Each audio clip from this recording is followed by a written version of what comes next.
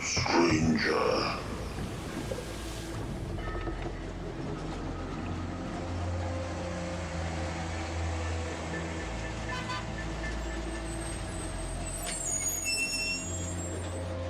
Greetings, pilgrims, and thanks very much for joining us on today's Innsmouth tour, where, as you can see, we've brought you straight to Tim's oldie bookshop.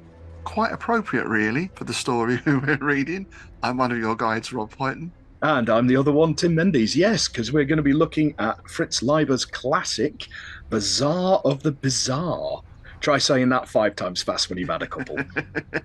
If you say it backwards, do the gods of Lankhmar turn up? Well, probably. It wouldn't surprise me in the slightest. But before we get into all that sword and sorcery goodness, we want to say sorry if we sound a bit frazzled this week, but we're still recovering from the Innsmouth Literary Festival, which ran on Saturday. And I think I can confidently say it was a marvellous day. Absolutely, yeah. Marvellous day, marvellous evening. Yeah, couldn't have gone any better, I don't think. And yes, much revelry was had and much beer was drunk on my behalf anyway. Yeah, and we just want to say a big thank you to everyone who helped out, particularly our team on the day. That's Shelley, Rob and Helen, all did sterling work for us. And a huge thanks to our guest of honour, Charles Stross. He was a great guest, wasn't he? The panels were really good with him on. Yeah, absolutely tremendous. It's yeah, had a really good laugh. He's as funny as you would imagine if you've read his stuff. Yeah. So yeah, he's definitely a great guest. And also a big thanks to all our other guests and panelists, our wonderful traders, and to everyone who turned up, both on the day and the evening. That went really well at Esquire's. Indeed, yeah. It was a lovely room. They had a great smoke machine, which our headline act, Byronic Sex and Exile, was very happy about. Yeah, the sound engineer made the rookie mistake of asking a goth musician how much smoke he wanted. Did he set it to 11? Yeah, I imagine. something like that. Yeah. Yeah, so he went down the storm. We also had a tremendous set from CJ Hooper, and also Edwardian Tales' rendition of Lovecraft's The Outsider was absolutely brilliant. Proper sort of hairs on the back of the neck stuff there. Oh, wonderful. And Matt was our town crier for the day as well. Indeed. Edwardian Tales, he was our Innsmouth town crier. He was ringing Dagon's bell. Yes. And letting everyone know what was going on. Splendid stuff. Splendid stuff. Yeah, we had an amusing moment while you were doing the gaming panel, because one of our traders who will remain nameless, Claire Cartwright, stole his bell for a laugh. Oh no, she stole Dagon's bell. Wow. That was funny. I did notice no one went near Dagon's sack, mind you. So. Oh no, yeah. No, it was pulsing under the table. It was. We will be delving into that at some point again. Now everything has calmed down a little bit, and we're getting back to some semblance of normality. Dagon's sack will be making a return. Absolutely. So yeah, thanks again to everyone. Oh, it's great to see some of our friends and patrons as there, of course. Dominic Allen was there, Uric DeVetta, and some others. So it's nice to see them. And of course, patrons to the show, we will be putting out video and audio of the panels and that interview with Charles Stross for you in the very near future. Okay, so if you'd like to follow us into the shop, and we shall begin our exploration of the Bazaar of the Bizzare. This, of course, is a story by Ftiz Leiber, one of the, well, I suppose he was part of the Lovecraft circle and the sort of San Francisco circle, wasn't he, really? Yeah, both pretty much. Yeah, he was a sort of late member to the Lovecraft circle. He'd corresponded with Lovecraft just prior to Lovecraft's death, which we will get into in a bit. I've got a nice letter from Lovecraft to Leiber to read in a moment. And we have covered Leiber before. I think it was episode 26. We did Our Lady of Darkness, which is an excellent story set in San Francisco. Yeah. So we won't go too much into detail about Leiber's life. If you want to get the bio, then do listen back to that. And if you haven't read that novella, do get a copy of that as well. It's one of the finest weird fiction novellas out there, I think. Yeah, it's one of my absolute favourites. Yeah. Again, I'm going to have to read it again. It's one of those that I read at least once a year. But Leiber, of course, was also well known for his sword and sorcery stories. In fact, I think he was the person who coined the term sword and sorcery, from what I remember. previous to that, names and genres were a little sort of limited back in the day. It was speculative fiction, weird fiction, science fiction. It was all lumped under fantasy. Mm. It's like I've got a big old hardback anthology collection from back in the 50s or whatever it is, and it's called like Masters of Fantasy, but it's Lovecraft and Arthur Machen and M.R. James, Right. and all these people who you would actually class as horror or weird fiction in fantasy thing. There's very little actually what we would call nowadays fantasy in it. Yeah, yeah. And that was part of the interesting discussion we had with Charles, wasn't it? Was this idea of genres. Yeah. Because he tends to write, how did he say it? Weird, romantic, comedic, horror, dystopian sci-fi novels. Yeah. And it's, you have to fit into a category, isn't it? But yeah. So, yeah, Sword and Sorcery with Ftiz Leiber, and, of course, his creations, Farford and the Grey Mouser, who are these pair of rogues. Well, one is sort of northern barbarian, and the other is your typical thiefy rogue, slightly magic user type character.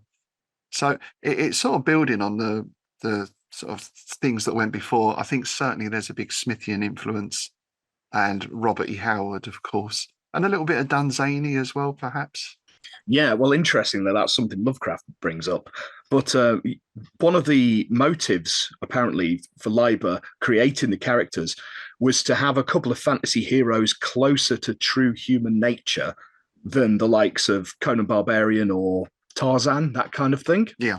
Which you can see, which is something else on our comedy panel we were talking about, was the use of humor humanizes the characters. And that's exactly what Leiber done with these two here, and what Smith did with Satampra's Eros as well. It makes them more real, doesn't it? That they've got this bollocks kind of attitude. Yeah, it's not. I mean, Howard is heroic fantasy in the sense of Conan is a larger than life character. It's certainly not heroic in the Aragorn sort of jutting jaw, windswept hair type mode, But, it is grim and dark in that sense. But, yeah, you can't imagine bumping into him in the pub. Well, you wouldn't want to, would you, really? No. You kind of know people like this, don't you, to an extent? I just know them. I'm related to them. And Leiber did say, to some extent, these characters were loosely based on himself and his friend Harry Fisher, the sci-fi writer. So you get that real element involved there. Indeed. And in fact, even when we get to the magicians or the wizards later on, some people say that one of them is a sort of homage to his wife, Martha, as well. So yeah, again, that's something that Lovecraft brings up, because he'd read the letters between Leiber and the other chap, who his name escapes me for the moment, but where they were basically drawing these characters up based on themselves. Yeah, Fisher. Yeah, Fisher. That's it. Yeah. Okay, so shall we get into the publication history first, and then we'll talk a little bit about Leiber's setting for these marvelous characters? Indeed. It was first published in the August 1962 issue of Fantastic, which was a digest-size fantasy and sci-fi magazine that was published between 1952 and 1980. When it first started, it was done as a counterpart to Amazing Stories. It was the same publisher, Ziff, I believe. And but after a while, it wasn't selling enough, so it became more of a sci-fi mag. And by all accounts, the quality dropped off. But a new editor took over around this time and took it back to where it started, and it became a really sort of lauded publication, because as well as Leiber, it also was the place where it gave Roger Zelazny his first start. Ah, right. And Ursula Le Guin as well was another one. Oh, wow. They both started off selling things to this magazine. So it was kind of like their generation's version of Weird Tales in that respect, if you think about it. Yeah. Bazaar was then reprinted in the L. Sprague de Camp anthology, The Spell of Seven. Oh, that's a great collection. Yeah. Before being collected in 1970's Swords Against Death, which is the second in the series. Now, I'm going from the 1995 paperback omnibus, ill met in Lankhmar, which collects the first two collections in the series, Swords and Devilry and Swords Against Death. Yep, and I'm actually working here from my copy, Mayflower Science Fantasy Series, as you say, volume or book 2, Swords Against Death. And these are the original copies. I've got all of them in a series that I would have bought back in the day. I think this one says, 1979. So I probably would have bought this around 1980 or early 80s. Nice. Now, Leiber puts us straight into the setting at the beginning of the story. Here's the opening sentence. The strange stars of the world of Newhon glinted thickly above the black roofed city of Lankhmar, where swords clink almost as often as coins. For once, there was no fog. So we've got two very specific places named there. And I just like that little, already we've got that humour in there. For once, there was no fog. Yeah. You know, it's almost like us saying, oh, for once, it's not raining. It sort of feels like to me. So Newhon is Leiber's world. He did a certain amount of world building for this. It's something I'll talk about a little about later on when we get into talking about inspiration for gaming in particular. And quite often you get a sense that Newhon, well, sometimes it's described as like a bubble floating around in the multiverse because it seems it can be accessed from other places. There certainly at least one story where someone from Earth pops up on Newhon. There's a bit of transference backwards and forwards. And the leading city, or at least the city that most of the action takes place in, is called Lankhmar. Some people say that this was based on 16th century Seville. Really, it's basically a huge labyrinthine city described as being equally squalid and decadent. It's run by a nobility, a very decadent and cruel nobility, but the Thieves Guild are also hugely influential. Leiber himself said he actually based it on Alexandria, though to me what it also brought to mind was Salambo, Flaubert's book Salambo, set in the Carthaginian Wars, which I chatted about on the Appendix N podcasts with the chaps there. In fact, I'll put a link up to that in the show notes below. It very much has that feel as well. Yeah. It's almost a place where anything could happen. Yeah, you do get a sort of sense of that. Like, to me, it reminds me of Comorium. Yes, yeah. You know, it's got that kind of Smithian vibe to it. Lots of liminal spaces and things like that. Lots of like places where the walls are thin and all that kind of stuff. Yeah, yeah. And Howard had obviously had his City of Thieves and the mall and that kind of thing in some of the Conan stories. There's an element of that in there as well. And as you say, from the Smithian side, but I think Leiber really took those ideas and run with them and developed something very new. Yeah. And I think it's fair to say that this world and these characters were a huge influence on Dungeons and Dragons. So much so that in 1985, TSR released Lankhmar City of Adventure, which was basically a D&D module, a D&D campaign set. And in the very famous Deities and Demigods handbook, the gods of Newhon are mentioned in there as well, that pantheon. Nice. That's the first edition, where they also had the gods of the Cthulhu mythos in, of course, which they had to take out for the second edition. There was some kerfuffle over copyright, I believe. Oh yes, the 80s copyright-ish thing. Yeah. I think they had the Elric mythos in there as well. I think that had to get removed, possibly. But But anyway, huge influence on Dungeons and Dragons. But that is not the earliest example of gaming, because in 1937, Leiber and Fischer actually developed their own war game, and they put out a board game called Lankhmar. This is, I've never actually played it. I've only seen some screenshots of it.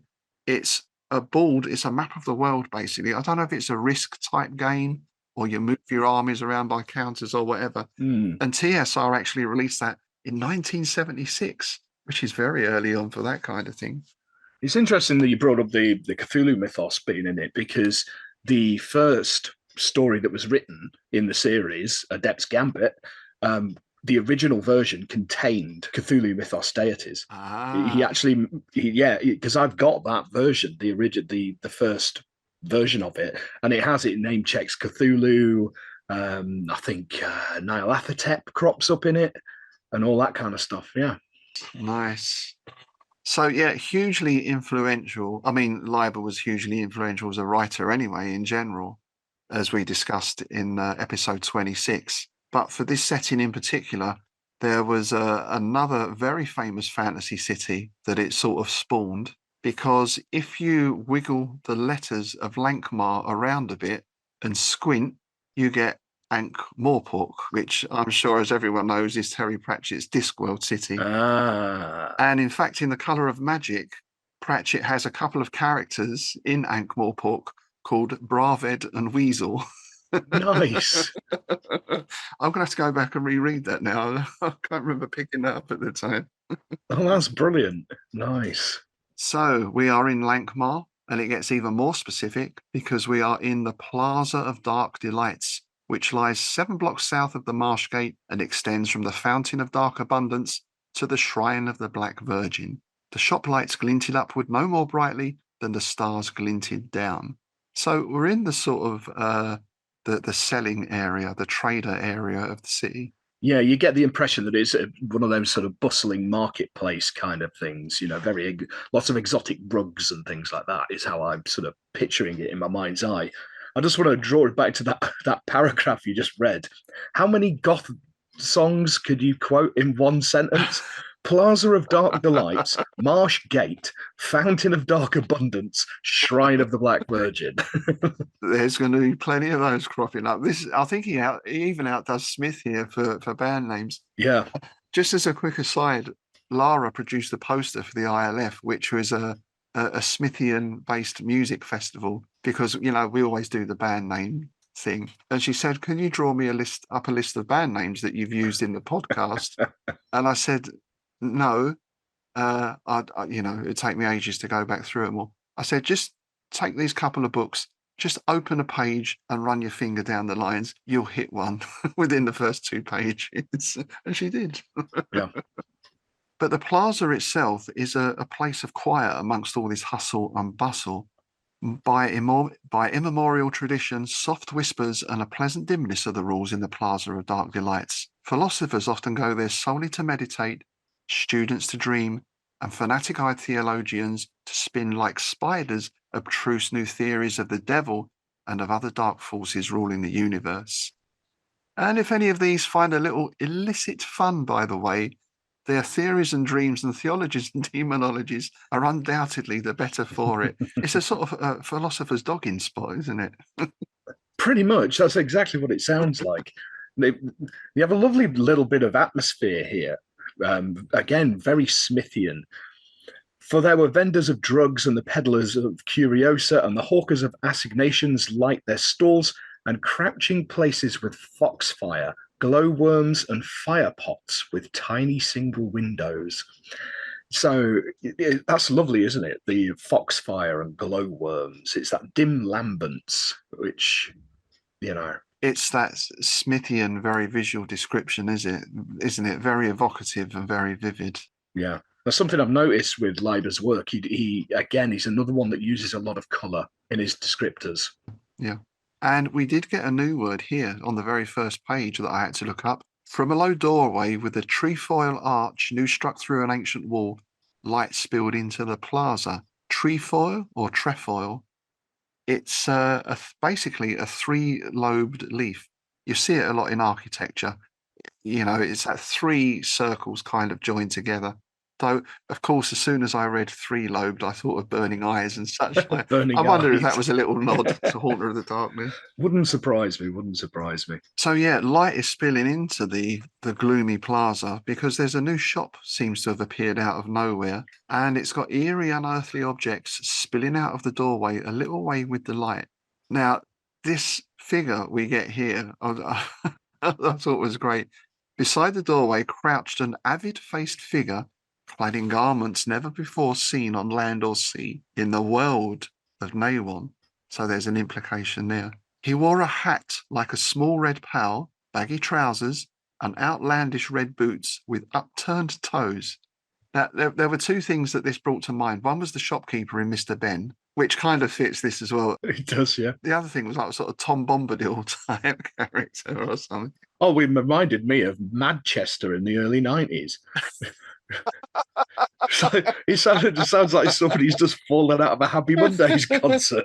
Hey, yeah. hey.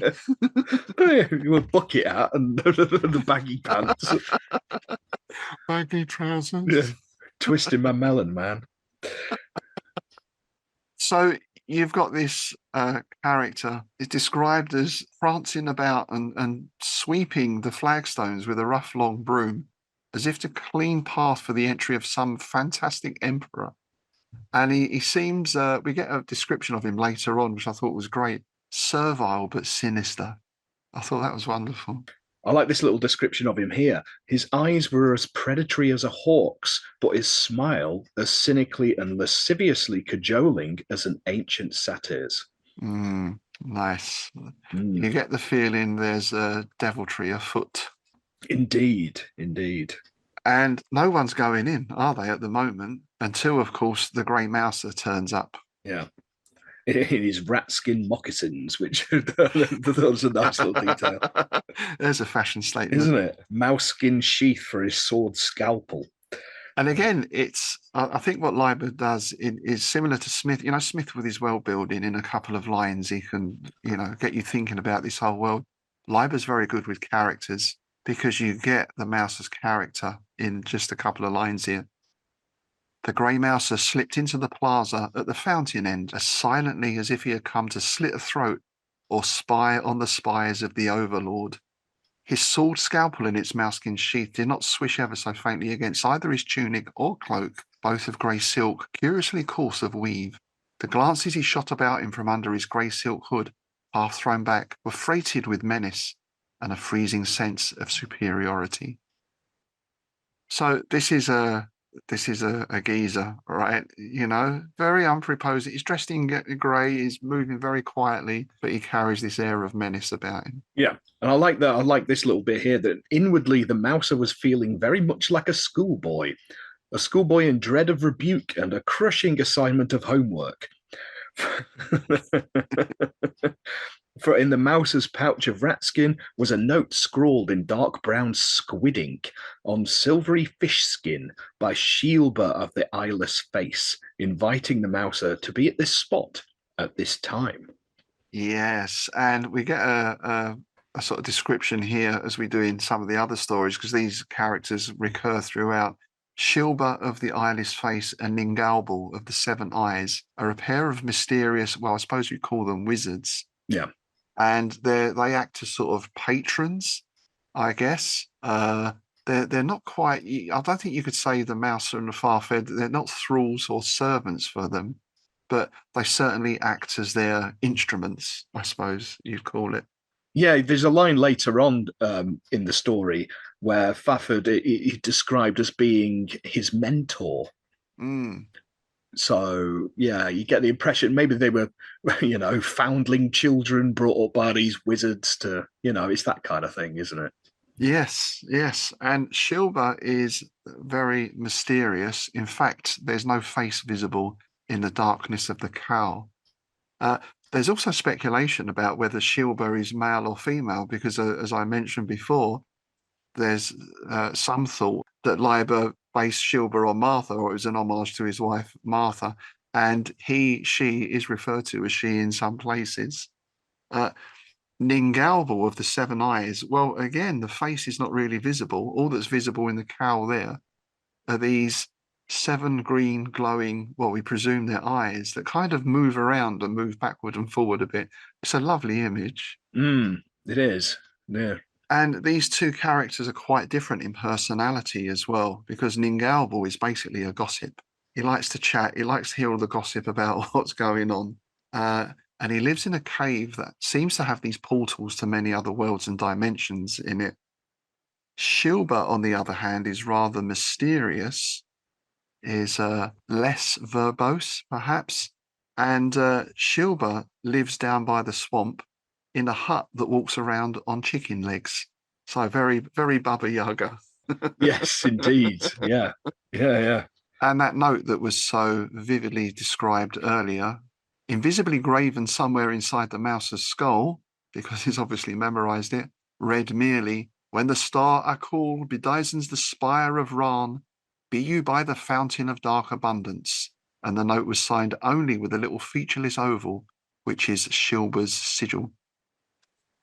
So I like this idea of using the stars. When the star touches a certain spire, that's your measurement of time. Obviously, no clocks in these days, but the mouse is a little bit early, right? So he just crouches by a black pillar, then jumps up atop it to have a look round to see if that would make any difference to the star's attitude, and it doesn't. I like that little bit of impatience, just like, oh, for fuck's sake, yeah.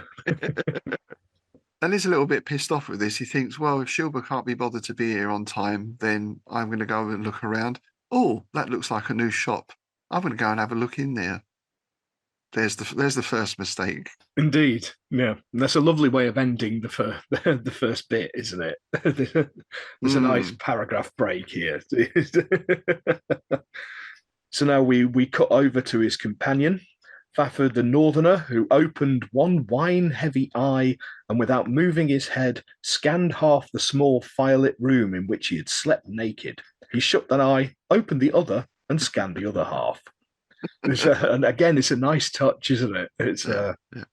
And he likewise has received a note from his mentor, and this note reads, "When Ran Dagger stabs the darkness in Akul heart, seek you the source of the black drops." So, as I say, they're highlighting the difference between these two sorcerers. This one's very poetic and verbose.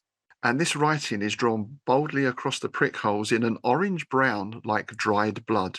Indeed. And again, we get a nice description of this note. Leiber doesn't just say, "Oh, you got a note." He describes each one. And again, each one reflects the personality of its writer. Drawn boldly across the prick holes in an orange-brown like dried blood. So a little more sinister. And it's on a violet square. Yes. So it's a lot more flamboyant and theatrical, I think, is probably the best term, isn't it? Whereas the other one is kind of like in the shadows and creepy, kind of, and her sigil is just like it's just an oval. It's almost like putting an X on it, isn't it? It's almost anonymous, isn't it? It's just yeah. And we do get a great word here. So we get a little description of how now Ningalbul stood to Farfed very much as Shilba stood to the Mouser, except that the seven-eyed one was a somewhat more pretentious archimage whose taste in the thaumaturgical task he set Farfad ran in larger directions, such as the slaying of dragons, the sinking of four-masted magic ships, and the kidnapping of ogre-guarded enchanted queens. Now, you can see D&D, can't you, in so much in this story? Absolutely, and it's a great contrast again, because it mentioned earlier that that Shilba sent him to get 9 cats. It all seems very mundane, doesn't it, by comparison? Yeah, exactly. Yeah. And we get another little difference here, because Farfed was driven by no great desire to learn Ningalbul's formulas, as the Mouser was driven to learn Shilba's. So harkening back to Mouser's interest in sorcery as well. And here we get that word. But the septinocular one had enough holds on the Northerner based on the latter's weaknesses, so that Farfed had always to listen patiently to Ningalbul's wizardly admonishments. That's brilliant, isn't it? Septinocular. Septinocular one. That's wonderful. Lovely phrase. So we have you get the feeling slightly hungover and begrudging Farfed. You imagine heaving himself up, and it describes here about he starts slapping and belting all his various garments and weapons on. Booted and helmeted, he leaves, and little touches like this. He noted only the hunchback chestnut vendor a squat by his brazier at the next corner. It's those little touches again, similar to we see in Smith, that really brings the city to life. Yeah. And of course, that's not just an old chestnut vendor. He's also a spy of the Overlord. There's always intrigue going on as well. Oh, there is. There's a lot of it. And I think that's something he's really good at, of having this intrigue that's not really central to the plot. It just adds to the world building. Mm. You know, because you just know that there's all these furtive spies going about their furtive spy things. You know, it just, you can picture it, can't you? These little huddled figures skitting about in the shadows, kind of stuff. And sort of double crosses and triple crosses Mm, and all that sort of thing going on. Yeah, yeah. absolutely. So meanwhile, the mouser is looking at this shop with interest, and he wanders in. And I like this. He takes his sword out. His sword is called Scalpel, by the way, his rapier, and he affects this air of nonchalance. In fact, he starts examining things with the point of his sword. He finds some books. Next, he used Scalpel's tip to lift a red cloth hanging from a table behind the books and peer under it suspiciously, to wrap contemptuously a glass jar with a human head floating in it, to touch disparagingly several other objects, and to waggle reprovingly at a foot-chained owl, which hooted at him solemnly from its high perch. Yeah. I love this because this is the sort of thing you do when you go into these flea market places, or the antique dealers and stuff like that. You see something you really like, but you don't want to appear keen, because if you appear keen, he'll add a couple of zeros up at the end of it, right? Uh, and this is exactly what Mouse is doing here. Because I love this. He sheathed Scalpel and turned towards the porter with a sour lifted eyebrow look, which said, nay, shouted plainly, is this all you have to offer? Is this garbage your excuse for defiling the dark plaza with glare? I like that. It just like, I love that. Defiling the dark plaza with glare. That's great, isn't it? yeah. Yeah. But in fact, he is very much interested. In fact, he's kind of like, oh, I want that. Oh, I want that. Yeah, because he's been around a bit, right, this guy, and he recognizes first this stuff, is not seen in Lankhmar before, but even more than that, this stuff offered here for sale did not come from anywhere in the world of Newhon, not even from Newhon's furthest outback. And all this stuff was, in some way which he could not yet define, extremely dangerous, monstrously fascinating, and that he, the mouser, did not intend to stir from this place until he had personally scanned, studied, and if need be, tested every last intriguing item and scrap. So is actually hooked, even though he's affecting this outward air of nonchalance. And I like this shopkeeper now. He comes sweeping over, and he's described as bowing so low that his chin brushed the pavement. It kind of reminds me of them Disney cartoons like Aladdin. The genie, the way the genie moves in that. That's kind of the impression I'm getting from that sweeping bow with the jutting jaw kind of thing. Yeah. And this very much plays into that trope we see in this. Well, I think I have seen this as the name of that trope, Bazaar of the Bizarre. We've spoken before about the mysterious shop, Peter Cushing in the old antique shop and all that thing. So many of those old portmanteau films. Or the strange market or shop that is only there and you can never find it again. And I always have this odd owner or curator or whatever you want to call them. And they tend to be, this sort of character. Oh, please, come and just examine my wares. Oh, I'm just a poor merchant. Oh, look at these wonderful things. Very enticing. Yeah, it's a trope Stephen King uses a lot, and also, notably Ramsey Campbell, Cold Print. It reminds me of that, and you get the same impression that the shopkeeper is definitely up to something. You just don't know what yet. So Mouser is drawn deeper into the shop. The first thing he saw was a stack of slim books bound in gold-lined, fine-grained red and violet leather.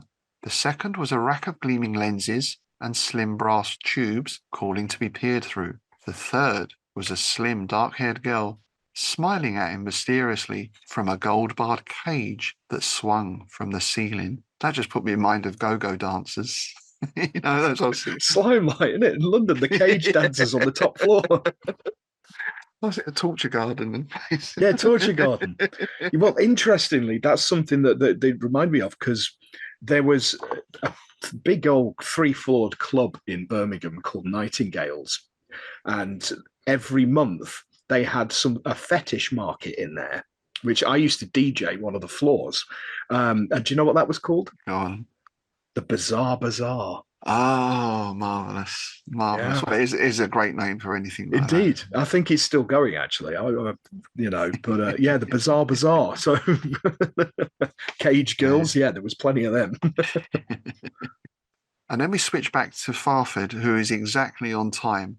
Farfod saw the mouser vanish into the shop just as his left hand touched the rough, chill pate of the Fountain of Dark Abundance, and as Ackle pointed precisely on Rantop, as if it were that needle spiral's green-lensed pinnacle lantern. That's nice. The star is now the lantern on top of the spire. And is about to follow Mouser in. I love that. These are probably the two most powerful sorcerers in the world. But they walk around going, psst. Yeah. Farford's about to go in and he gets this. Farford turned like a giant dancer and his long-sword grey wand came out of its sheath swiftly and rather more silently than a snake emerges from its hole. 10 arm lengths behind him, in the mouth of an alleyway, darker than the dark plaza, Farford dimly made out two robed and deeply cowled figures poised side by side. So the sorcerers have turned up. And here we get that description. One cowl held darkness absolute. In the other cowl there nested 7 very faint pale greenish glows. They moved about restlessly, sometimes circling each other, swinging mazily. Sometimes one of the 7 horizontally oval gleams would grow a little brighter, seemingly as it moved forward toward the mouth of the cowl, or a little darker as it drew back. Again, that's very D&D, isn't it? Yes. And I like this as he goes towards them, they just stop backing off down this alley. Yeah, and I don't know that we get the two of them together in the stories that often, so this might be quite an unusual event. Yeah, Farford follows. He felt a stirring of interest and of other feelings. To meet his own supernatural mentor alone might be only a bore and a mild nervous strain, but it would be hard for anyone entirely to repress a shiver of awe at encountering at the same time both Ningalwal of the 7 eyes and Shilba of the eyeless face. Mm. And they're described as bitter rivals. I don't think you ever see any outright hostility amongst them, but nonetheless, for the two of them to be here together and to be acting together, it implies that, as Farford says, something of great note must be afoot. Yeah, to me, it kind of puts me in mind. It's sort of an academic rivalry. Yes. You see it a lot with professors, don't you? And like physicists and things like this. They're always at odds with each other, but there's never any hostility. It's all just academic rivalry. Yeah. And you get that impression with these pair. So we then come back to the Mouser, who's basically having a great time. He's started with the books. These turn out to contain scripts stranger far than that in the book whose pages he had flipped outside. Scripts that look like skeletal beasts, cloud swirls, and twisty branched bushes and trees. But for a wonder, he could read them all without the least difficulty. You almost expect a Necronomicon or something to turn up, don't you, here? I was kind of expecting it, yeah. But Leiber, to his credit, I think he avoids the shopping list, right? And he goes to something much more interesting. The books dealt in the fullest detail with such matters as the private life of devils, the secret histories of murderous cults, and, these were illustrated, the proper dueling techniques to employ against sword-armed demons, and the erotic tricks of Lamias, succubi, bacchanites, and hamadryads. Illustrated, mind. He's found the filth. He's found the filth. Yeah, and speaking of filth, he now moves over and starts examining the quaintly clad slim girls in their playfully widely barred cages. There's definite enticement going on here, isn't there? Yes, yes. Ever and anon, one of the girls would whistle softly at the Mouser and then point cajolingly or imploringly or with languorous hintings at a jewelled crank set in the wall, whereby her cage, suspended on a gleaming chain running through gleaming pulleys, could be lowered to the floor. Yeah, I love this. When one of them does this to him, he turns around and goes, later, be patient. Yes, because it's a connoisseur, right? Indeed. It's just enjoying reading his books. It's looking into these tubes as well and getting these amazing scenes of treasure rooms of dead kings, bedchambers of living queens, council crypts of rebel angels. You know, it's all fantastic stuff, isn't it? Yeah, kind of brings to mind like the Lamp of Alhazred, you know, Yeah, yeah. or the what's the M.R. James one? What's it? I can't remember what it was called. Where he gets the spyglass thing View, and view from a view spy, from a view from view a from a hill, hill. view from a Yeah, hill. That's it. Yeah, yeah. yeah. So yeah, Mouser's going to take his time with all this. He's got well, a very interesting evening planned for himself, I guess. Farford, meanwhile, is being drawn down this dark alleyway, and I love this. He follows them and he loses patience and says, "Well, are you going to keep on fleeing me backward until we all pitch into the great salt marsh? What do you want of me? What's it all about?" But the two cowed figures had already stopped, and now it seemed to Farford that they had stopped a moment before he called out. A typical sorcerer's trick for making one feel awkward. This is like NLP games going on. Yeah. And this is where we learn something of the nature of the shop owner or owners, because Shilber calls them the Devourers with a capital D. Whenever there's a capital, you know it's something bad, right? Absolutely. And these are basically sort of interdimensional travelers, merchants. Well, this is what Ningalbor describes them as. The Devourers are the most accomplished merchants in all the many universes, so accomplished indeed that they sell only trash. As you might readily deduce, the Devourers possess all the mightiest magics garnered from the many universes, whilst their assault groups are led by the most aggressive wizards imaginable, supremely skilled in all methods of battling, whether it be with the wits or the feelings or with the beweaponed body. The method of the Devourers is to set up shop in a new world and first entice the bravest and the most adventuresome and the supplest minded of its people, who have so much imagination that with just a touch of suggestion, they themselves do most of the work of selling themselves. That's a great selling method, isn't it? Isn't it? But I like that little snippet in there. The supplest minded of its people, the Grey Mouser. Yes, yes. And you get there's a little hint of ego in there, isn't there, as well? Yeah. So yeah, they're playing on people's egos and their desires perfectly, and in doing so, the person actually convinces themselves they need this item, this object. And once they've done that, then well, they move in and just basically pillage the rest of the world in a merchant sense. I'm quite convinced that there's a record shop here in Brighton that's run by Devourers. Because every time I go into it, I don't let myself go in very often because I have to come out without any money left. Yeah, well, there's an interesting thing there, isn't it? Of when you think, well, even take something like this book. I mean, I bought this new, but I've got tons of books in my collection, as I'm sure you have. Out of Space and Time, The Case of Charles Dexter Ward from 1960 something, and you open the cover, and inside in pencil it says 30p. Yes, You know, at the time they were just cheap pulp books. Yep. And now, of course, people clamour for this stuff. It's very collectible, and not just in books, but well, same with vinyl, I guess, as well, isn't it? Exactly. Across the board. Yeah, especially when you look at things like 12-inch and 7-inch singles that were like a couple of quid at most back when they were released. And they go for like 15, 20 quid now. You know. So yes, well, that was the great eBay. Well, it wasn't their motto, was it? But it could have been. Was it one man's tat is another man's treasure, basically? And the motivation for the Devourers, it's not really. They're not really out to conquer anything as such. They're purely interested in money. I'm not sure what Leiber's politics were, but I get a feeling this was a little bit of a dig at unbridled capitalism. Perhaps it has that feel around it. It does, yeah, definitely. Ningalbor replied, "The Devourers want only to amass cash and to raise little ones like themselves to amass more cash, and they want to compete with each other at cash amassing. Is that coincidentally a city, do you think, Farfed? Cash amash?" Yeah, it sounds very much Wall Street, isn't it? Yes, greed is good. Yeah, exactly. There you go. So Farfed says, "Oh, right, yeah, okay, what's all this got to do with me?" And I say, "Well, we've decided you're the person who can stop them."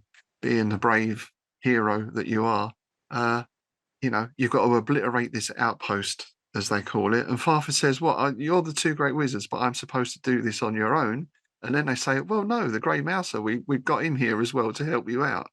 But of course, what's the Grey Mouser doing at the moment is lolling on silken cushions, perusing naughty books, and eyeing up saucy girls in cages. Yeah, I love this because he's like, no, I'm not doing it. I'm not. But when they tell him this about the mouse, he's like, oh, for goodness sake. He let out a sigh. Very well, he said in gruff tones, admitting defeat. I'll do it for you. Someone will have to pull that poor little grey fool out of the pretty, pretty fire or the twinkly, twinkly water. Twinkly, twinkly water. And this is where it gets really D&D, right? Because first of all, he gets a warning. Shilba says, "Beware the black wall." Again, that's capital letters, so we know that's something bad. But then he gets a couple of items. He gets a couple of magic items. Ningalbal gives him this length of ribbon, a yard long, that is a cloak of invisibility. So he drapes that over his shoulders, is invisible. And Shilba says, "I've a gift too," drawing out from his black cowl hole with a sleeve masked hand, as Ningalbal had done, something that shimmered faintly in the dark, like a spider web. Shilba shook it, as if to dislodge a spider, or perhaps two. "The blindfold of true seeing," he said. "It shows all things as they really are." So I thought there's two things there. One, shaking it as if to dislodge a spider or two. "Ooh, you're going to put that across your face." Oh, yeah, you're an arachnophobe, aren't you? And then he says, so it shows things as they really are. And he says, "Whatever you do, don't put it on now," because then he'll see these two as they really are. Sandler's time, right? Yeah, I really like that. Do not put it on now. You don't want to see us. Yeah. Because because you do get a touch of the Nylathotepes with them, don't you? Yes. Yeah. Especially the faceless, the faceless god and all that kind Faceless of. god. Yeah, you do get that. So yeah, we'll really see this multi-tentacled extra-dimensional horror. I suppose, yeah, and it's a little like the King in Yellow as well, isn't it? Exactly. Oh, I'm Yeah. going to take the mask off now. Mask? Is it a mask? Oh, no. Yeah. He wears no mask. Yeah. So back to the Grey Mouser, who is reading the most interesting book of them all, a great compendium of secret knowledge written in a script of astrologic and geomantic signs, the meanings of which fairly leapt off the page into his mind.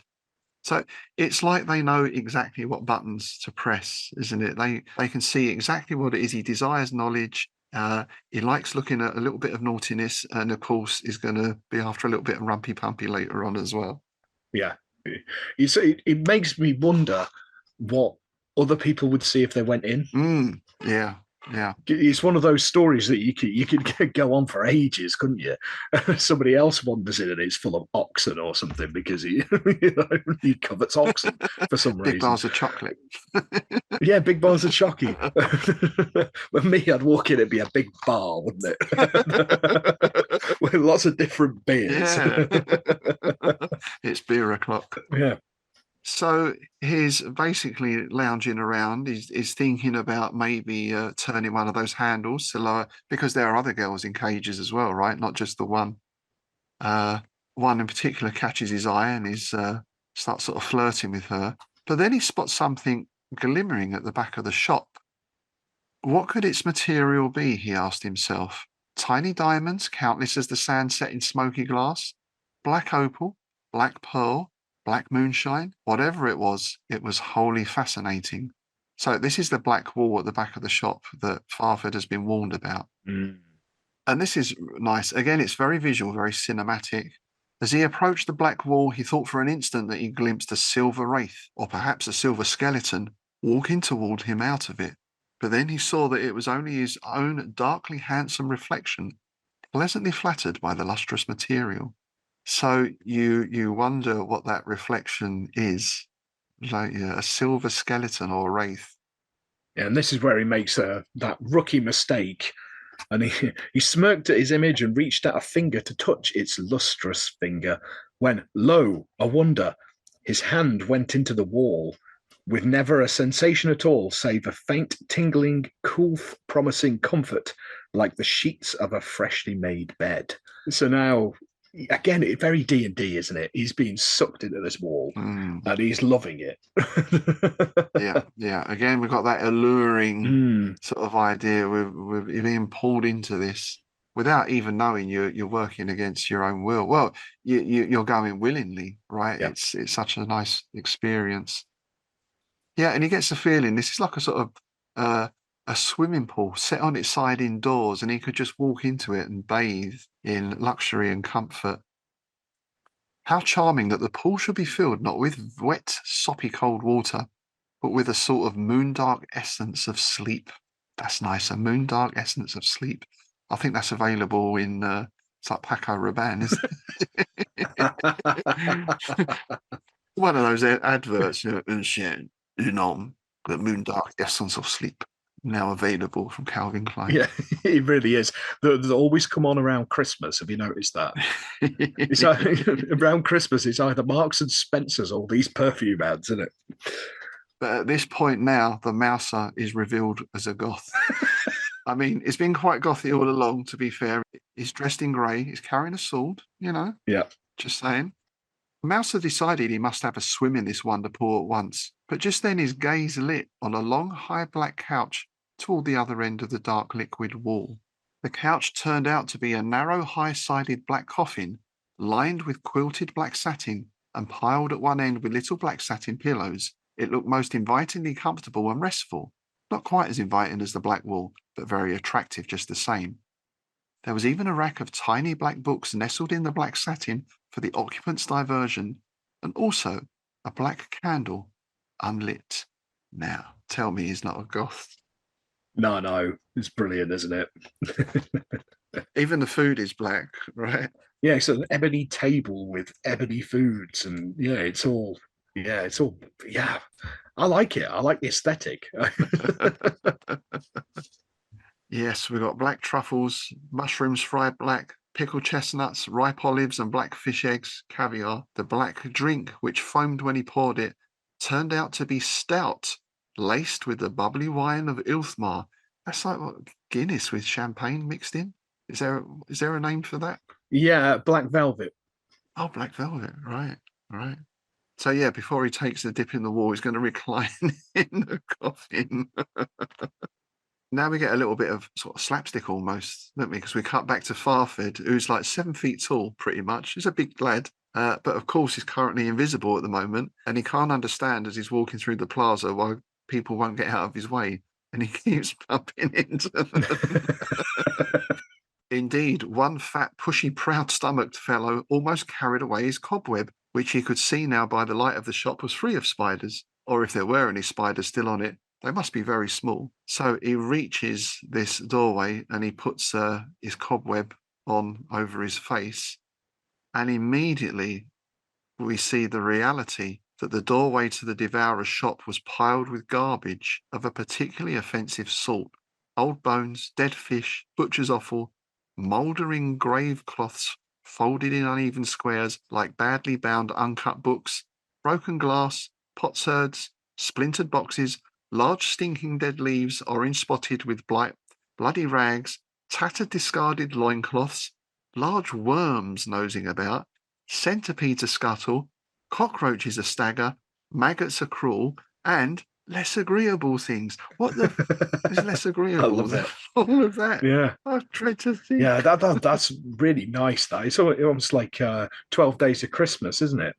Centipedes a scuttle, cockroaches a stagger, maggots a crawl, and less agreeable things. The 12 days of Gothmas.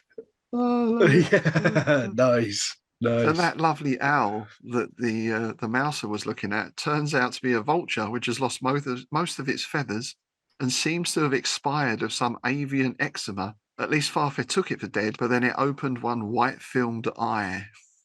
Yeah, I can only imagine that you got a bit of a shudder when we get to the caged girls in a moment. Oh, yes, that's one of the most memorable things from this story, I think. That's a great image. And there's no sign of the porter, but there's this tall black iron statue of a lean swordsman of dire yet melancholy visage that's standing on a pedestal outside the door. Yeah, holding this long two-handed sword. So I thought that was interesting because the porter, as we saw him, is all dressed brightly. It's red and baggy trousers, but in actuality, it's just this plain black statue. I like this now. So we cut back to the mouser, who's basically been wolfing down the food and drinking back the booze. He's a bit lightheaded and having a whale of a time by all accounts. So he goes over to the wall and sticks his arm in up to the shoulder. Yes, he's going for it, isn't he? He's going in. He's going in. Farfed comes into the bazaar now, and he sees the same piles of books and the spy tubes and everything. He also sees the 8 beautiful cages and the gleaming chains. However, not dancing girls or courtesans. Each cage held a gleaming, gloriously hued black or light-haired spider, big as a rather small person, and occasionally waving a long-jointed, claw-handed leg, or softly opening a little and then closing a pair of fanged, down-swinging mandibles while staring steadily at Farfed with 8 watchful eyes set in 2 jewel-like rows of 4. Ooh. Yeah, when I was reading this, I was going, "Oh, that sounds really cute," and I was thinking, "I bet point at them was going." Flamethrower. We need Pingu with his flamethrower. Pingu. Nuke it from orbit. And he hears, so yeah, he's a little bit kind of surprised by this, as you would be, but he obviously knows what's going on. And he has the thought, set a spider to catch a spider, which I thought was really nice. Yeah, set a spider to catch a spider, Farfed thought, thinking of this cobweb, and then wondered what the thought meant. So it's like he has a good thought and then thinks, oh, I wonder what that means. I think we all do that, don't we? I suppose. Some Yeah. things jump into your head and you go, what am I thinking about? What? But then he switches back to more practical issues, being the barbarian that he is, and he thinks, oh, perhaps I should kill these big spiders, probably be a good thing. And then we get a faint splashing from the back of the shop. Yeah, I like this because it reminded him of the mouser taking a bath. The mouser loved baths, slow, luxurious ones in hot, soapy, scented, oil-dripped water. The small grey sybarite. It's nice, isn't it? Because again, it's all playing to his desires, isn't it? Yeah, absolutely. Yeah. And I like the way that Farford hurries to help his friend, but with many a swift upward over-shoulder glance, because obviously he's walking through these spiders now. Yeah.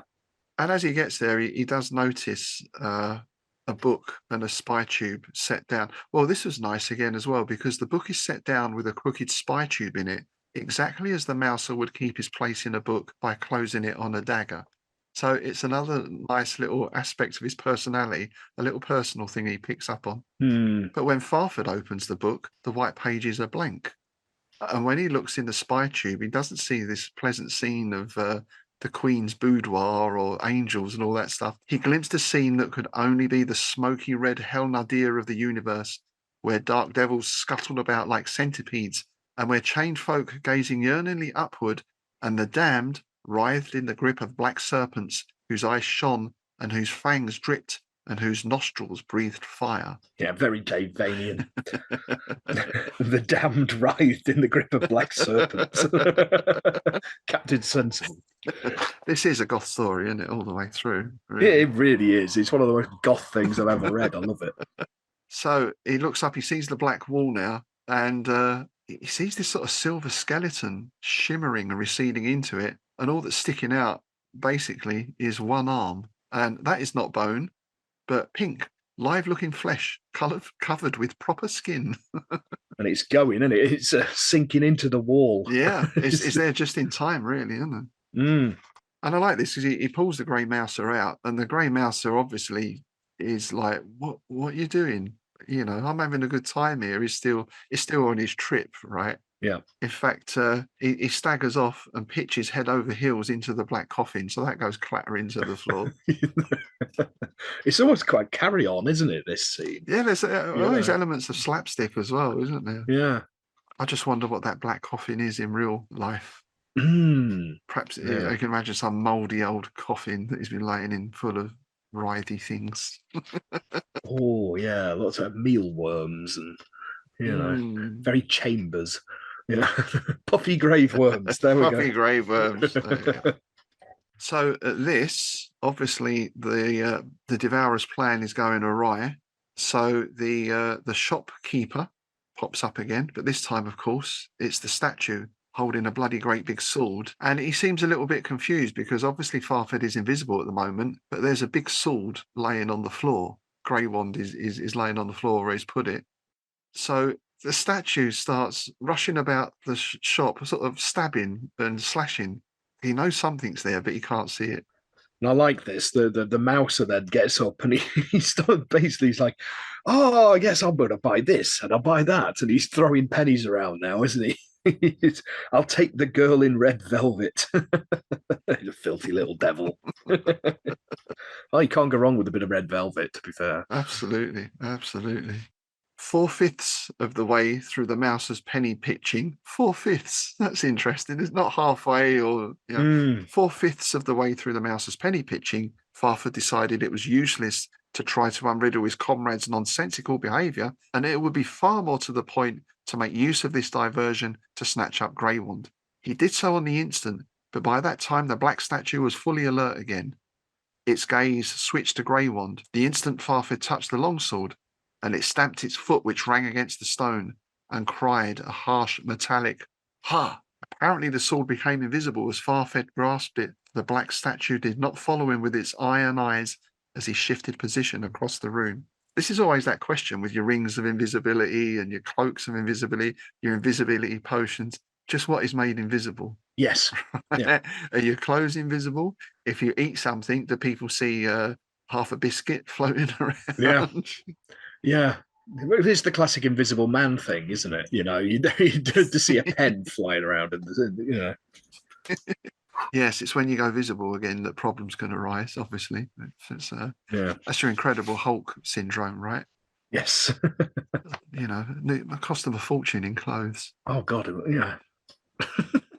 That's a really good point. I wonder if they've ever done that in any of the Marvel comics. Yeah, because I mean, the size he went, there's no way he was being contained.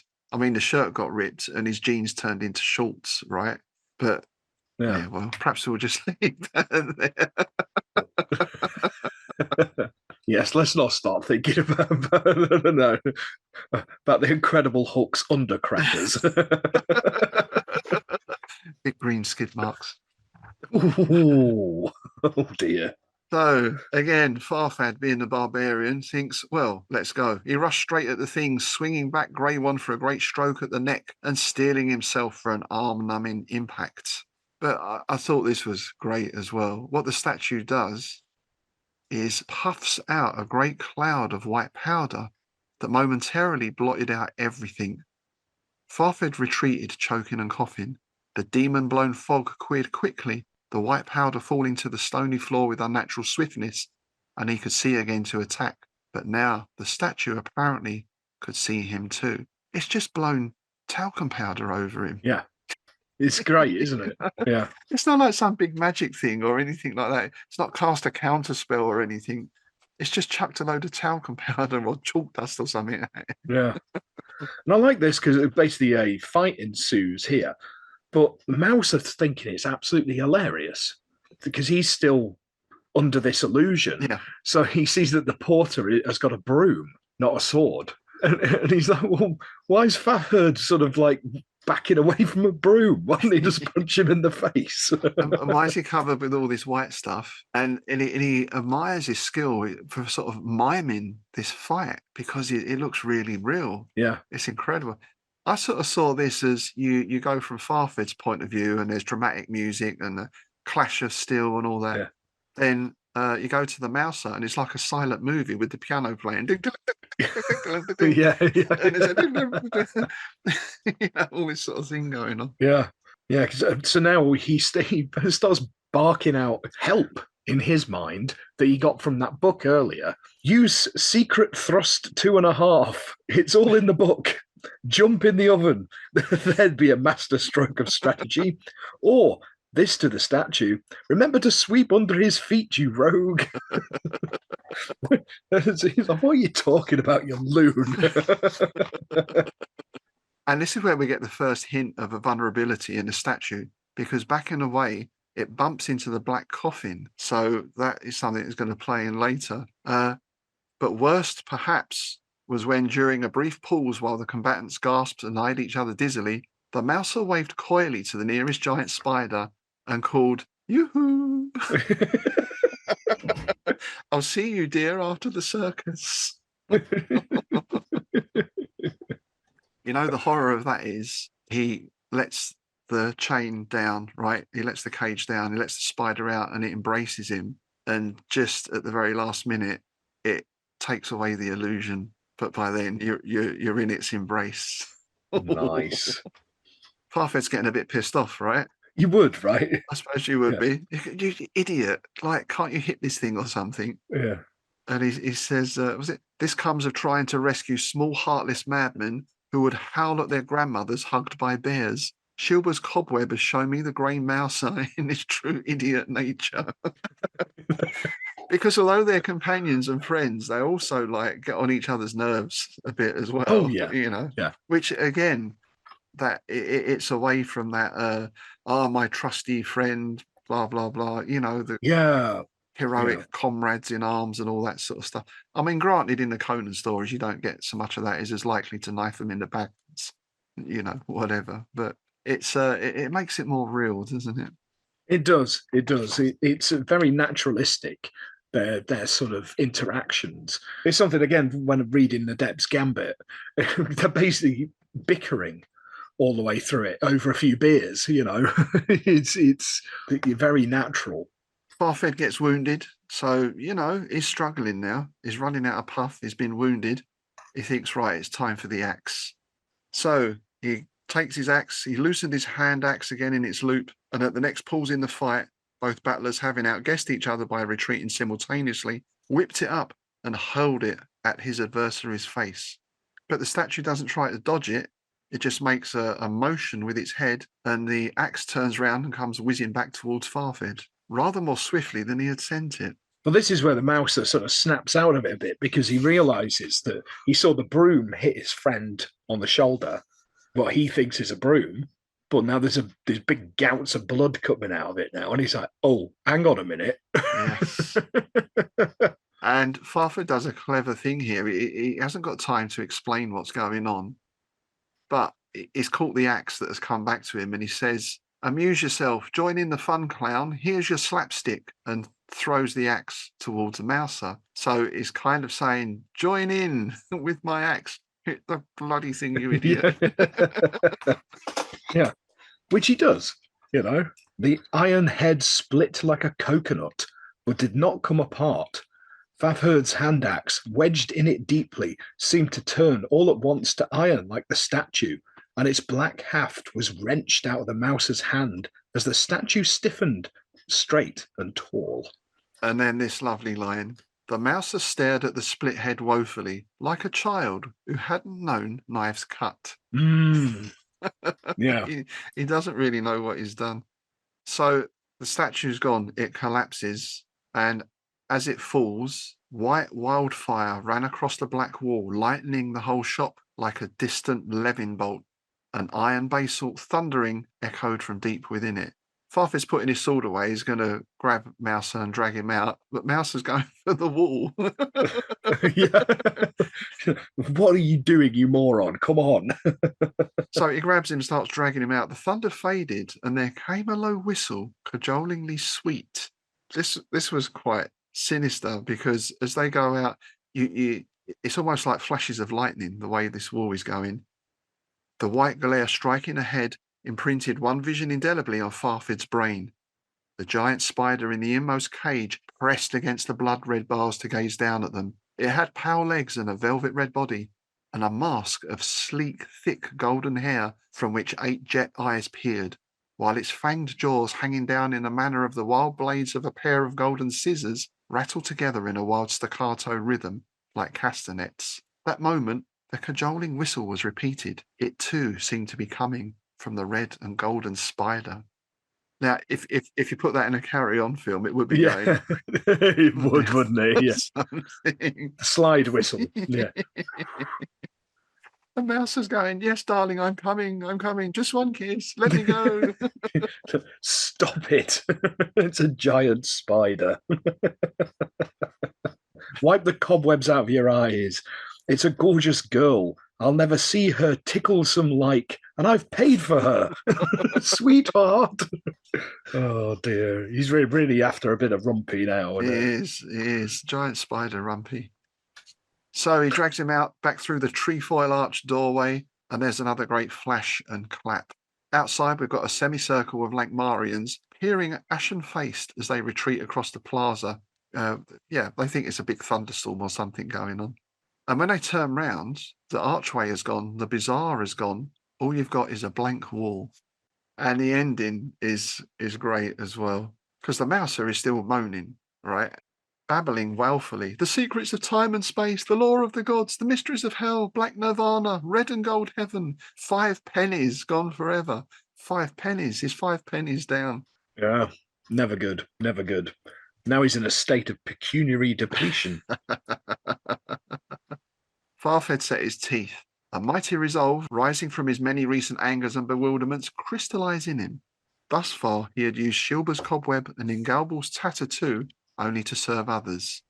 Now he would use them for himself. He would peer at the mouser more closely and at every person he knew. He would study even his own reflection. But most of all, he would stare Shilba and Ning to their wizardly cause. So he's got these great items. He's going to keep them and use them for selfish purposes. But what do we get then? Psst. They're back. Yeah, they just basically yoink. We'll have them back. Thank you very much. Yeah, they're just gone, aren't they? Yeah, Bang. Yeah.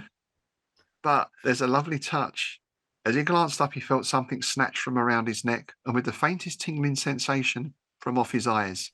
For a moment, there was a shimmer travelling upward, and through it, he seemed to glimpse distortedly, as through thick glass, a black face with a cobwebby skin that entirely covered mouth and nostrils and eyes. Then that dubious flash was gone, and there were only 2 cowled heads peering down at him from over the wall top. There was chuckling laughter. Then both cowled heads drew back out of sight, and there was only the edge of the roof, and the sky, and the stars, and the blank wall. So I like that, although they did their job, they were sent in to destroy the Devourers, which Farfed did pretty much single-handed. There's no reward. And even the cool stuff they got given to do the job, they can't keep it. No, we'll have that back now. Thank you. No. It's a bit like sort of James Bond or something, isn't it? You get that great watch and you get the lighter that's got a flamethrower in it and all that stuff. No, we'll take those, but I want to, can't I use this? No, we'll have that back. Yeah. I want to keep the lotus that can go under the sea. Damn it. So, yeah, fantastic story. And I think you can see so many things in it. I think for me, he is the link, if you like, between the older, well, that Dunsanian and Smithian type story, but also your Conans, and then what you might call modern urban fantasy or grimdark. You know, he's definitely a bridge between those two things, I think. Yeah, I'd say that. It's the sort of sorcery that I like, because I think I've discussed before, I'm not a huge fan of the epic fantasy and all that stuff. I just can't get into it. But this stuff is absolutely brilliant. You know, that's why I've always said I'm a fan of sword and sorcery. I'm not so much a fan of fantasy. Yeah, in the modern sense of the term, like Game of Thrones. I just can't get into it. You know. Yeah, I think Game of Thrones. I think I read the first 2 books many years ago, but kind of gave up really when I saw there was a third one that was at least the same size, and then a 4th one. I like stories to resolve in some way, and I think as well the TV series I watched, the last season was kind of where I lost interest. Really, I lost interest at season 5. That was the last one I watched. I gave up. I was just like, I'm bored now. Yeah, I'm getting that same feeling a little bit from Rings of Power. We just watched the Fall of Eregion, or at least the first part of that, and there are so many little things in there that you think, well, how did they do that? Hang on, they're trying to push a big siege engine through mud. How does that work? And it kind of takes you out of it, really. it's almost like trying to be too grand and too spectacular. Mm, Where here we've just seen a story that is basically set in one room and has 4 characters in it. Yeah, it's far more enjoyable yeah, and leaves much more of a lasting impression. I'm not going to watch Game of Thrones again. I'm not going to watch Rings of Power again. yeah. I'll read this again. Yeah, no, I completely agree. Yeah, I'm kind of going to, I think I'm going to start from the beginning and go through these now. So, yeah, it's great. Brilliant story. It was like it's the same with like Carl Edward Wagner's stuff as well. And people like that. It's the sort of thing I can get into. Yeah, Wagner's very much of that as well. He has that grimness of the Howardian sort of style more, whereas I say this is more Smithian, the Yeah. irony and the comedy crawl and the intrigue and the rumpy pumpiness. And the satire. Yeah. Whereas Wagner, yeah, well, it's basically horror just in a faux medieval setting, isn't it? Really, Yeah. you know. And I think it's interesting because we were chatting about this the other day in terms of the ILF, how, it's a weird fiction. It's a celebration of weird fiction event. But within weird fiction, you can encompass a lot of different approaches. And I was saying to Lara, perhaps we'll look at something a bit more sword and sorcery next time for one of the panels.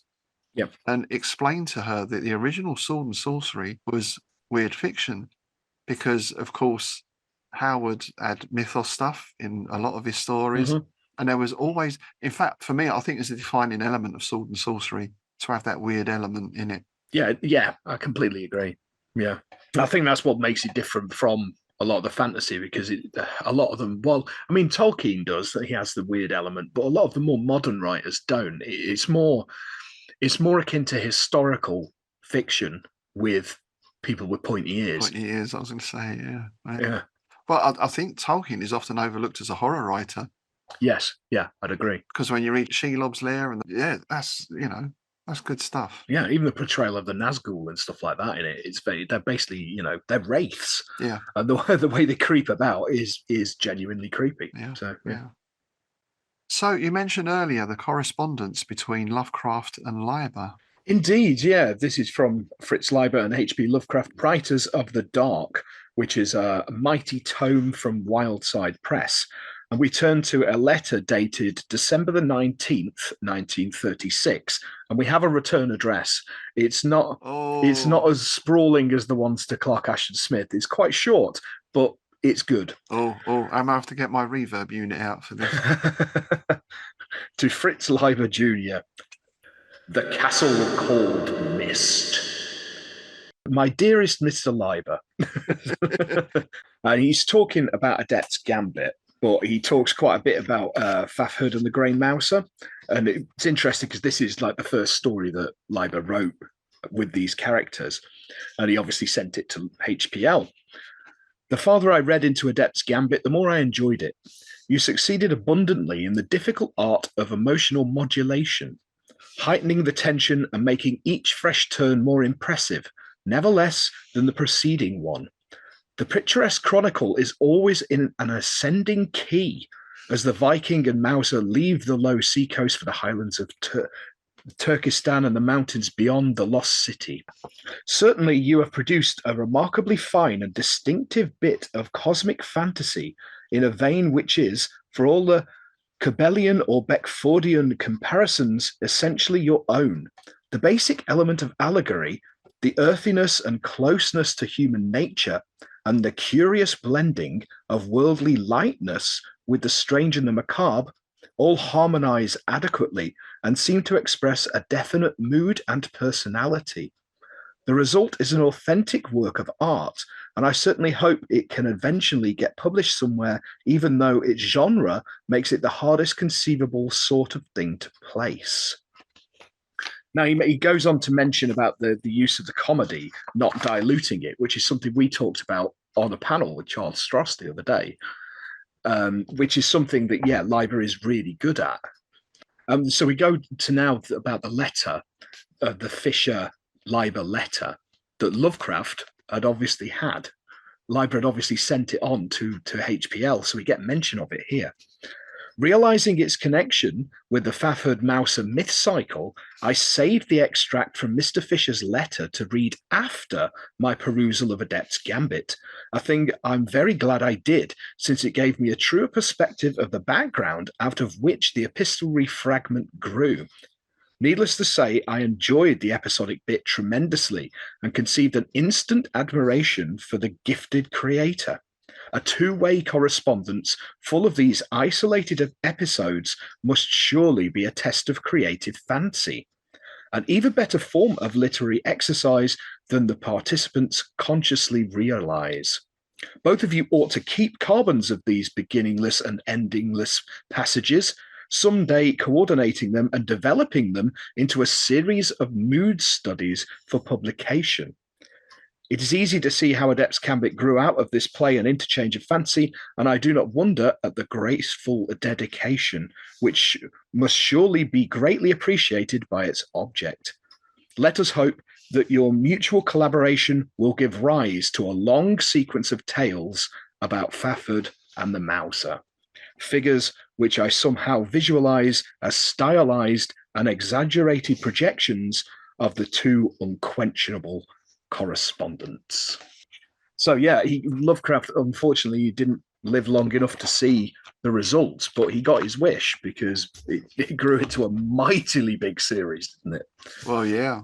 And how nice. I never knew that Lovecraft had read Fafherd and the Grey Mouser. Obviously, I knew that Leiber corresponded. I always, in my mind, had them as a little bit later than that. So that's really nice to know that Lovecraft not only read that, but thoroughly approved of it as well. And what a great summing up. Cosmic fantasy. That sums it up, doesn't it, really? It really does. It's a really interesting letter. Like I say, I could have gone on for about another hour reading because it is basically novelette length. It's your typical Lovecraft letter, and he goes on to actually help Leiber with that because it's the original draft that he's read with the Cthulhu stuff in there. So he talks a bit about that, but there's some corrections of word usage and things like that. Wow. Which I thought was really nice because he's kind of mentoring Leiber with it. He's like, oh, you might want to use that because that descriptor's not quite right.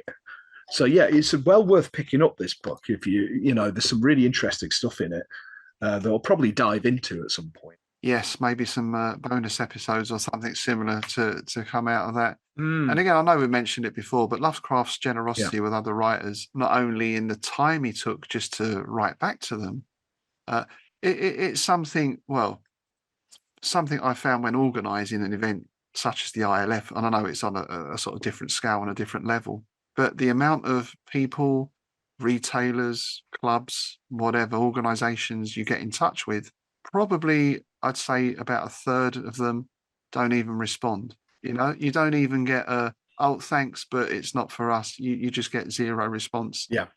Not just organising the ILF, in some other things as well, I found. Submissions, there's another one, right? I was going to say submissions, gig venues as well. Yeah. The amount of venues, like as a promoter, that I email and say, I'd like to put a band on in your back room or whatever, and I don't get anything back. You get nothing. Yeah. No. So how great it is to see someone like Lovecraft, who I don't think he ever failed to respond to anyone. How would he cope today? I wonder. And that seems to be a spirit that lives on in the weird fiction circle, as we've found generally. And, we've been very lucky. We had Charles Stross this weekend. Last year, Ramsey Campbell, so generous with their time and so interesting to talk to as well. Yes, absolutely. That it's a far cry from some other fields I could think of where people get a little bit famous and that's it, isn't it? You have to make an appointment, sort of thing. Yeah, I like that. There was none of this. Oh, speak to my agent or anything like that. It was it was like on the Friday night turning up. I sent Mr. Stross a text message and I said, we're staying in the same hotel. We're going to be in the bar if you fancy coming down for a pint. He's like, oh, I'll put my shoes on. I'll be down in 5. It was just like, there you go, I do get it to some extent to say, because with modern social media, you're much more open to all sorts of crap, you know. So I do Yeah. understand, Oh God, and yeah. I know there are certain authors, well, and Mr. Stross is one of them, who step back a little bit from social media for various reasons. I get that. So I do get that. I do get that. But at the same time, how nice just be able to speak to people, and you know, people who are extremely successful in this field, which is no easy feat. Yeah, no. You know, Yeah. you've got to be extremely skilled at what you do in order to get ahead. Yeah. I think this isn't like 5 minutes of TikTok fame kind of thing, is it? No, You know? yeah, exactly. Well, this is what I like about the circle, the Lovecraft circle in general, because they were all helping each other out. And obviously, here you've got Lovecraft helping a young writer because Yeah, Leiber was really young at this point, the same way they helped out Robert Bloch, yeah, you yeah. know, and the same way August Derleth helped out Ramsey Campbell and Yes, Brian Lumley Brian Lumley, as I and say, yeah, W.H. yeah, Pugmire. And, you know, and that spirit carries on to this day, I think, yeah, because, you know, we help people out. It's like people come, because obviously I've been published in loads of different anthologies with different publishers. So people occasionally come to me with like, oh, I've been sent this contract. What do you think of it? right.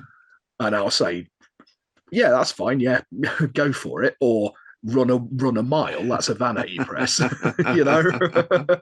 Yes, yes. I did hear something recently through it was a friend of a friend who had my friend is a successful author in her field, and it was a friend of hers had paid X thousands of pounds to be published by a company, and Yeah. we both sort of Yeah. went, "Oh Vanity. dear, Yeah. oh Vanity dear," you press. know. Yeah. Yeah, Yeah. We're talking to PJ Blakey Novis from Red Cape about that the other day.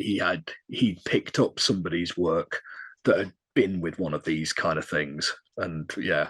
And the one that he got that they paid X amount for was shoddy, is the word. yeah. Yeah. So our advice, perhaps we will do maybe we've spoken a little bit about writing in the past. Perhaps we'll do an episode on writing, get a couple of our favourite writers in and talk about that process. Mm. But if you want to self-publish, it really isn't that expensive. You know, of course, you need to be up on your editing and your formatting and all that sort of thing. Yeah, it's something I'm going to be covering on my Dragon's Teeth YouTube channel. I'm talking about self-publish on there. At the moment, I've done a few episodes on how to set up a podcast because I thought I knew a little bit about that, and I know a lot about how not to do it now. Yeah. But Yeah. you know, and I'm going to extend that out into self-publishing books, and also if you want to go into setting up a YouTube channel as well. So there's going to be a series on that. Just little things I've learned on the way, really. And one of them is don't give people thousands of pounds in order just to print your book. Yeah, absolutely. There we are then. Bazaar of the Bizarre. Two of my favourite sword and sorcery characters, and one of their best stories, I think. Leiber's a great writer. I mean, he was so prolific. He wrote so many things. Our Lady of Darkness, as we mentioned before, is a must read for any weird fiction enthusiast, I think. Yeah, and if anybody is interested in his mythos fiction, of which there was actually quite a bit, there was, hang on, 9 stories that fall into the Cthulhu mythos. They're all collected in here, along with the letters to Lovecraft. And there's also a bunch of essays on H.P. Lovecraft that Leiber wrote as well. So it's well worth picking up.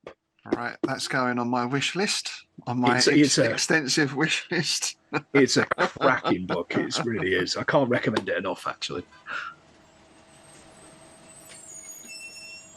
So the yellow bus is pulling up outside. Mr. Sergeant is tooting his horn. And I see it's raining again in Innsmouth, so I think we better leave now before the bridge gets submerged again. You don't want to look too closely at what's in the river either. So time to leave. Definitely. Do let us know your thoughts, dear listener, on that story. And yeah, what do you think? Sword and sorcery, does it benefit from having that element of the cosmic and weirdness in it? Or do you prefer your fantasy more in the line of dwarves and elves and that kind of thing?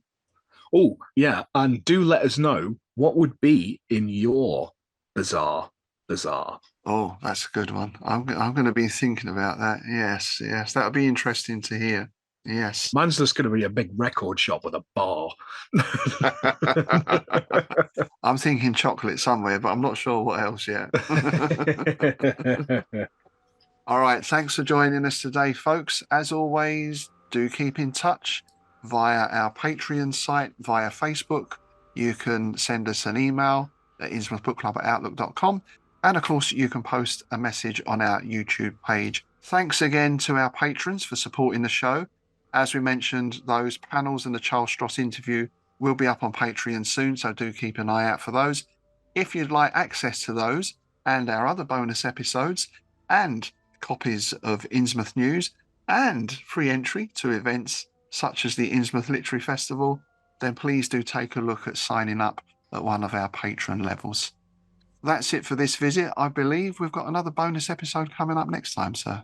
Indeed, yeah, we're going to be delving back into the sonnet cycle, The Fungi from Goth. Yeah, see how far we get into it this time. Yes, the project continues. I have to say it's very interesting, though. Very interesting.